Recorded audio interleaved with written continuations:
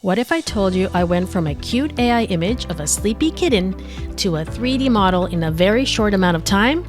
Is it production ready? No.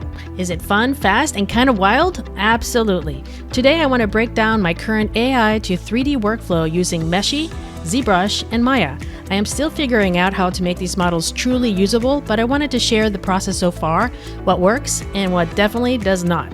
If you're new to this channel, I post tutorials on a weekly basis. Software includes Maya, ZBrush, Substance Painter, and so much more. If that is your sort of thing, please consider subscribing. So bring out that creativity, open up that software, and let's go ahead and get started in taking a look at how you can use AI to create a 3D model. Step 1, text to 3D attempt. I started in Meshy AI using the text to 3D option, and my prompt was a sleepy kitten curled up, calico fur, stylized.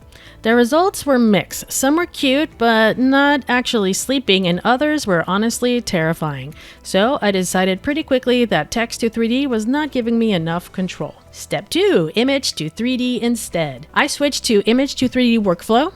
I came to ChatGPT and generated an image of a cute sleeping kitten curled up with calico fur.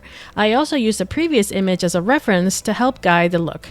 The result was this really cute stylized sleeping kitten, and I was actually happy with it, so that image became my base. Step 3, Meshy image to 3D. I went back to Meshy and uploaded the image using image to 3D. Huge improvement. The generated models were way closer to the image, and what I loved is that Meshy lets you rotate the results so you can really inspect it. I picked the version that stayed closest to the reference image and selected that one. Step 4, textures from Meshy at your own risk. Meshy does generate textures automatically, and honestly, use them at your own risk. They are decent base, but far from perfect. The eye is missing. The mesh is really funky.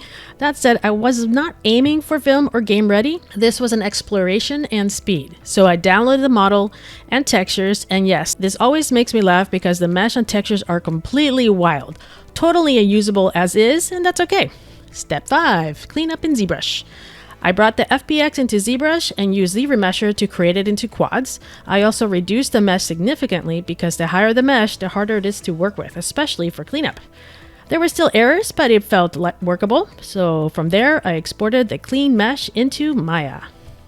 Step 6, the crossroads of retopo or cleanup. This is the moment where you have to make a decision. Do you spend time retopologizing properly with Quad Draw, or do you clean up existing mesh piece by piece?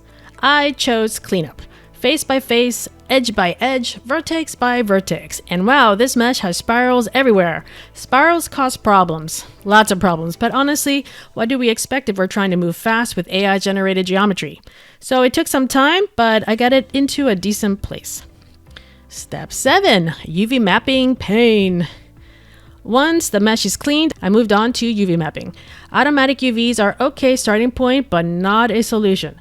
Because of all the spirals, it was very hard to select edges where I wanted the seams to go. So I did my best with what I had. The UVs are not perfect, but they are much better than what I started with.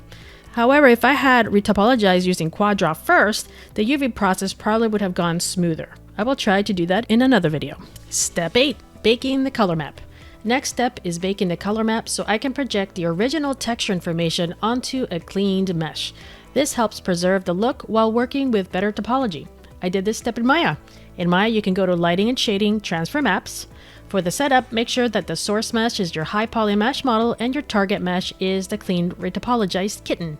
I baked out the diffuse map, and once you hit bake, voila, you now have a 2D texture that represents the color information from the original AI generated model. This is great because the texture can now be edited or improved in any image manipulation software like Photoshop or Substance Painter. Final step, bring it into the scene. The final step is bringing the cleaned up mesh into a scene. In my case, I imported the new kitten mesh into my cat cafe isometric scene. You can watch my full tutorial on how to build that scene yourself if you want to follow along. And honestly, how can there be a cat cafe without a cat? I added a sleepy kitten into the scene, adjusted the placement, and gave it a render. And just like that, the scene is instantly felt more cozy and alive. The wrap up. So far, this has been my workflow. I am definitely not done exploring this. I want to try a full Quad Draw retopo, test Meshy's remesh options, and see how far I can push cleanup versus speed. So keep an eye out on this channel. Let me know what you think, what would you do differently, or what you want to see next.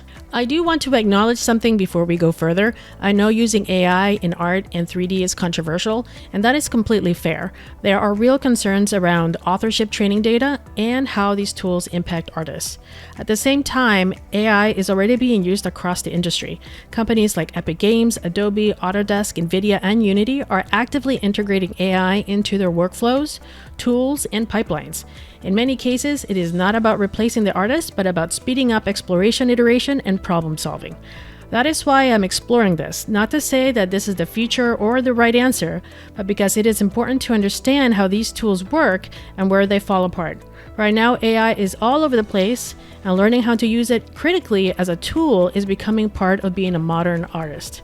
We'll see what the future holds for AI and 3D, but for now, I think curiosity and informed experimentation matter more than ignoring it entirely. Thank you again for watching. I really appreciate it. Hopefully you learned a thing or two. If you did, please like and subscribe. That's your message to me, letting me know that you like this content and that you want to see more. Don't forget to take a look at academicphoenixplus.com.